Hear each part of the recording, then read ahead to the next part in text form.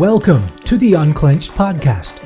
On this episode, Ashley and Kimberley discuss why being a good person isn't good enough. Hey everybody, and welcome to the Unclenched podcast. I'm Ashley. I'm Kimberly. And we are good enough.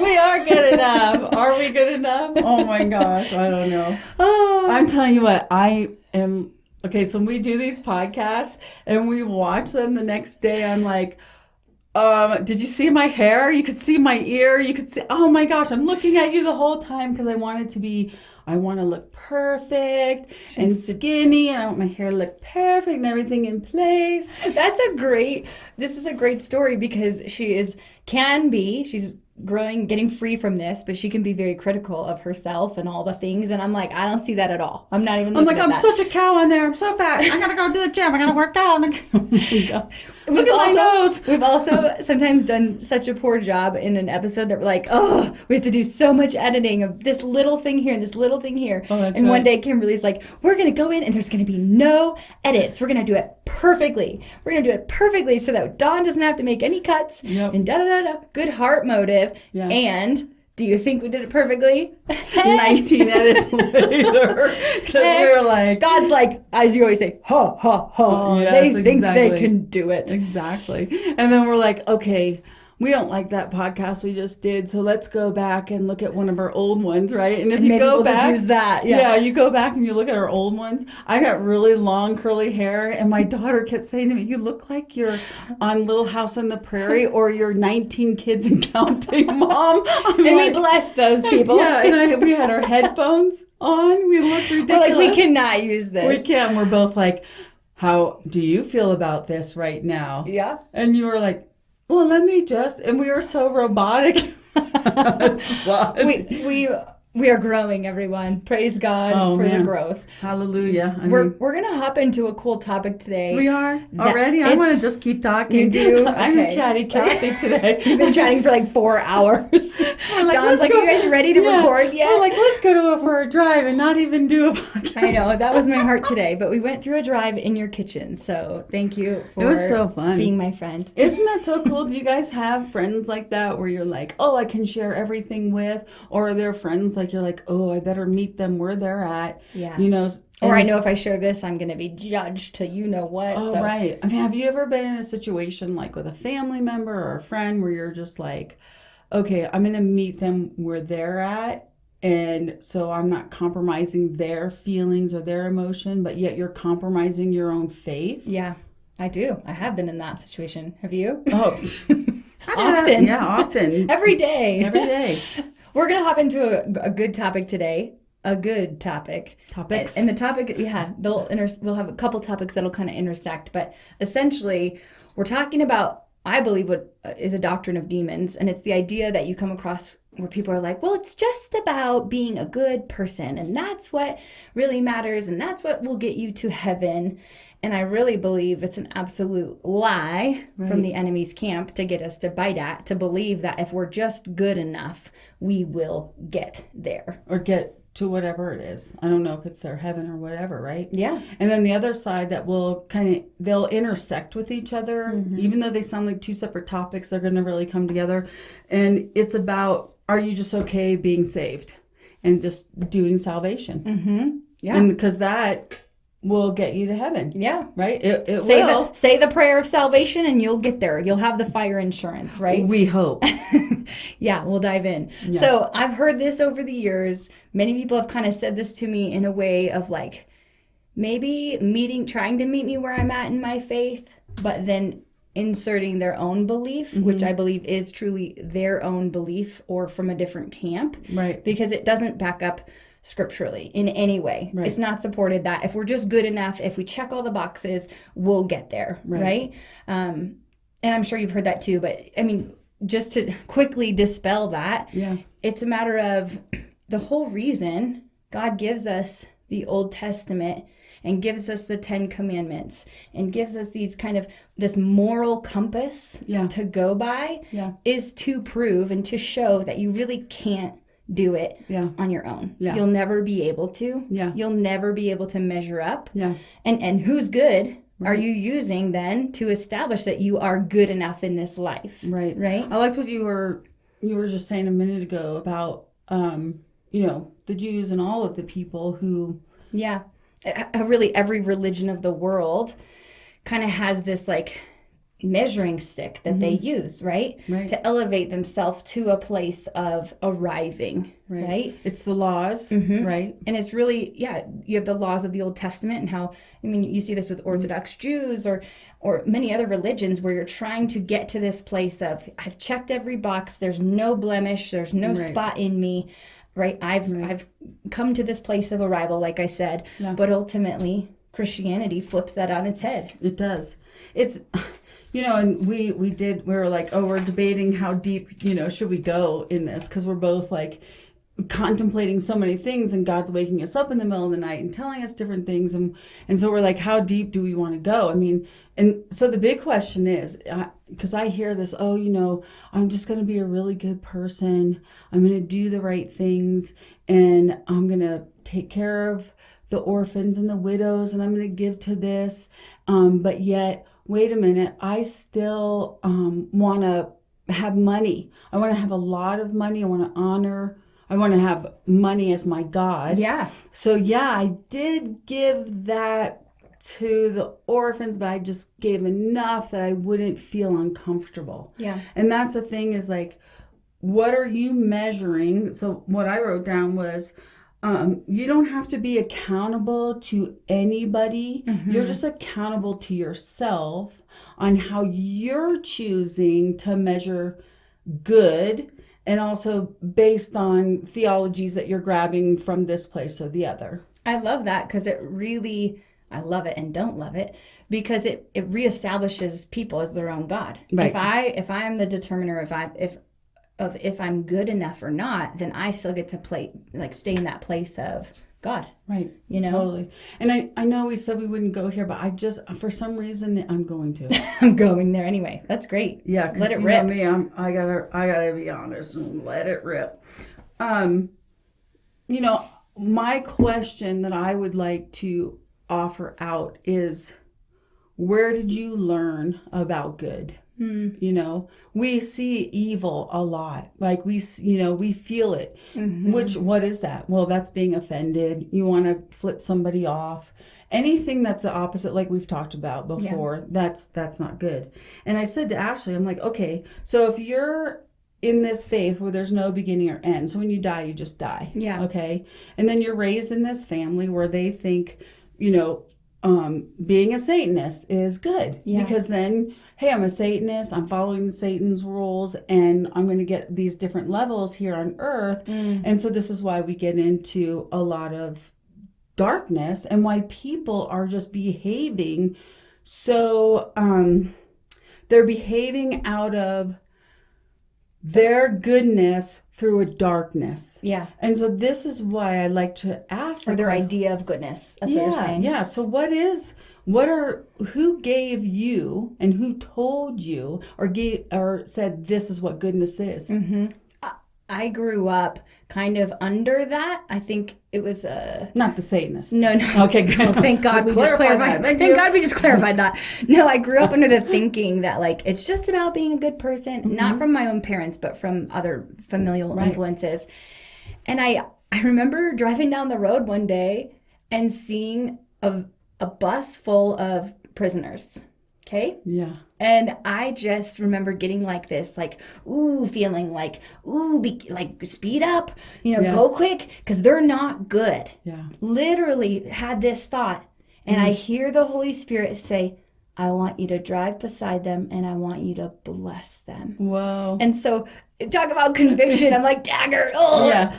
How can you say, Ashley, that you are good and they are bad? Right. Do you hear that? Right. Because then essentially you're not good. Yeah. Because then you're measuring really everybody else against your goodness. And it's this place pride. it's a place of navel gazing. It's what do we say? I'm in the fullness of my comfort, my personal desires. And then you get really puffed up because, look, I am so good. Yes. Look at and it's the outward appearance. Yeah. Look how great my kids are. They're doing the great thing. And then you go home and you're smacking them down. Isn't that why the world hates so many Christians? Yeah. Because Christians put on this cloak of, or this badge of righteousness, self-righteousness often, and then look down. Right. And that's never been God's heart. That's never been Jesus's heart. Yeah. Those people, including me,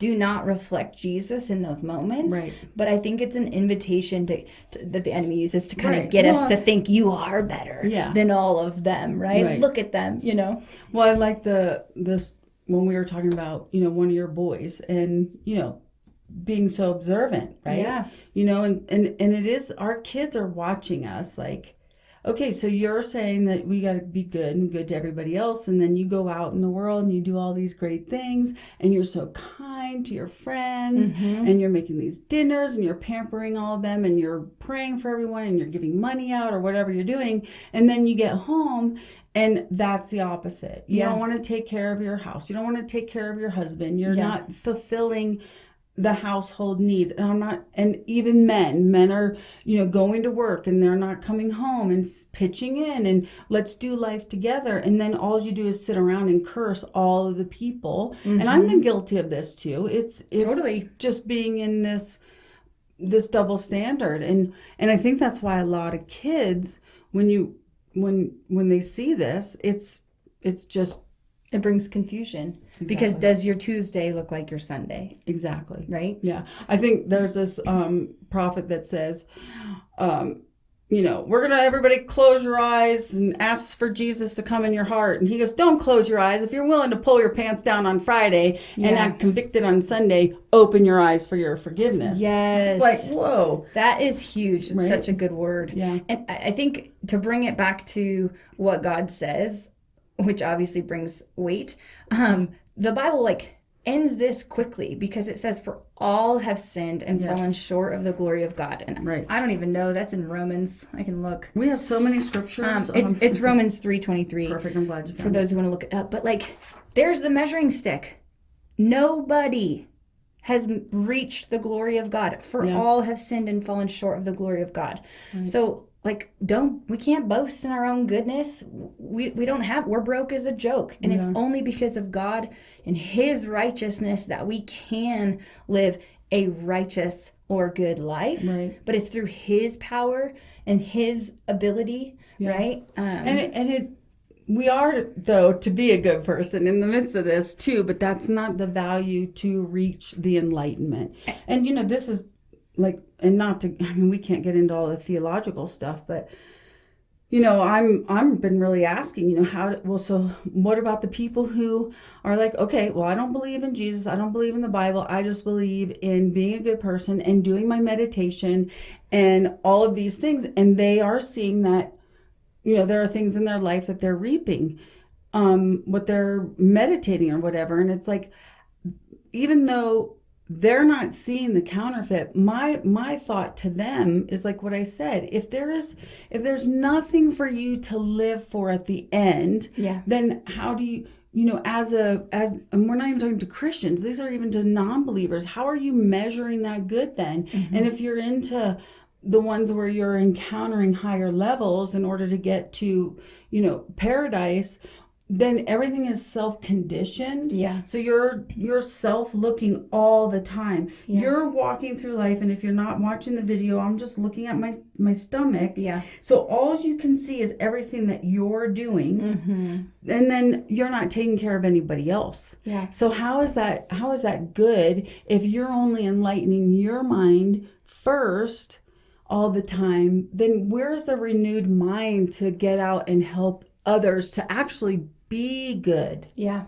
And that's what I want to ask is hey, what are you measuring good against? Yeah. Forget the Bible. Yeah. I'm not saying forget it, but I'm just hypothetically. It's just what really? What's the point? Yeah. I think I even said to you, if there's no beginning to end and you're born, then how do you even know to have an emotion to be good or even to be bad. Yeah. Well, it's because Yeah. then you're programmed by your environment. And just to respond to that theological question. Yes, go ahead, because I am playing the devil's advocate. Oh my Get goodness. it? No, I get it. Moo. But Okay. God's original creation, God's original creation with Adam and Eve, like they ate from the tree of the knowledge of good and evil, which caused, because it was in disobedience, it caused death, right? Yeah. They sinned against God. But in eating of that fruit, I do believe we are born with a knowledge of what is truly good and what is truly evil, right? Well, and sorry, go ahead. And that's where you would get, people would come up with the idea of like conscience, your conscience, what is that telling you, right? Yeah. I do believe that we inherently can agree on some things, right? But that's a really good point. Like I said to you, is like if you have nothing to measure, there's no end. Okay, so there's no heaven, there's no hell. There's only reaching the enlightenment stage.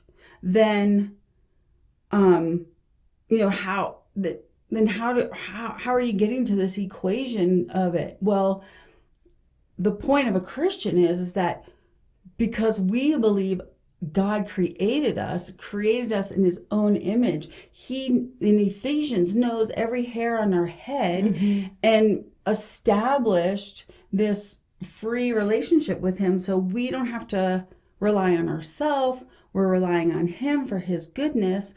And that's why, because we believe there's a beginning and an end. We believe that, hey, we are going to die to self and live on forever one time in glory. Yeah. And so that's where this whole thing is at least we have somebody who cares so much about us that we get to look like this, looking up into heaven, looking outward and going, wow, I am accepted, I am great, and if I do flip the guy off in the car, I'm still okay. I don't have to go home in deep contemplation and have to do this world again because I wasn't good. Yes. It's great. It's a great debate. I think it's not a debate. It's the reality of Jesus. No, it's the I'm debate kidding. of, is being good enough? Yeah. Like, will that get me to salvation, to eternity, right? Well, With or God. will it get you apparently to nowhere? Yeah, exactly. That's I've always said that. I'm like, if it's not for like, if this world is for nothing, if there's no point, then why aren't you just going out and doing whatever the heck you want, whatever serves you, whatever? And I think that's the ultimate question is, people go on this search. Everybody goes, we try to fill the flesh. Oh, I want this. I want sex, power, money, promotion, all these things. And then we realize the emptiness in those things. And that's what brings us to that place of, oh, maybe there's more. Right. Maybe I'm missing something. Right? Yeah. It's good. Yeah, I love that. Like you're saying, we're processing good to measure all of the earth's and everybody else's perspective, right? Mm-hmm. And that, especially like with teenagers, they're measuring themselves against their other friends if they're good enough to meet the standard of the group, because they have nothing else to rely on or to measure against. Yeah. Dang. It's a good thought-provoking topic, and I do believe it's a doctrine of demons to get us distracted into thinking if we just do enough, if we just say enough the right, do things the right way, we'll arrive. And it's false. It leads to, I think there's a verse that says, Thanks. James 2:10, you wanted a verse. James 2:10 says, for whoever keeps the whole law but fails in one point has become guilty of it all. Just a reminder, like, we cannot do it. Jesus was the only person who ever lived who could live with, a sinless, blemishless, blemish-free, spotless life. Right. And it's through him that we can be empowered to walk in his righteousness. Right. And I love that. Sorry, we just stabbed each other. Yeah. I just wanted to acknowledge what you were saying about the law, because there is so, this is a tangible theology through all of the different religions, right? And that law fulfills self in a lot of the other religions.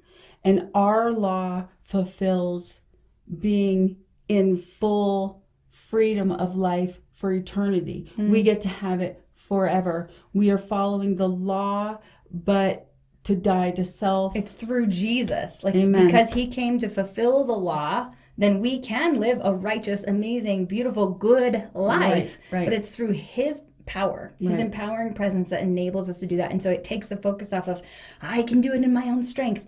I'm amazing. I've reached this level 14. Right. And yeah. it goes, I'm actually broke as a joke, and I can't do anything without you, God. Yeah. And it's in our weakness that we're to boast, because in our weakness, he can be strong, right? It's so true. Everything that you were saying about the law is amazing, and there's so much more to talk about on that, and we can bring that in later. But right now, we just, going from the place of just being a good person isn't enough. It isn't the fulfillment of it. So what we're going to do is, we're excited that next week, and I'm going to say next week because this is going to be a 2-part, and we'll come into, are you okay just being saved? And is that good enough? So thanks for joining us, and see you next time here on Unclenched. Bye.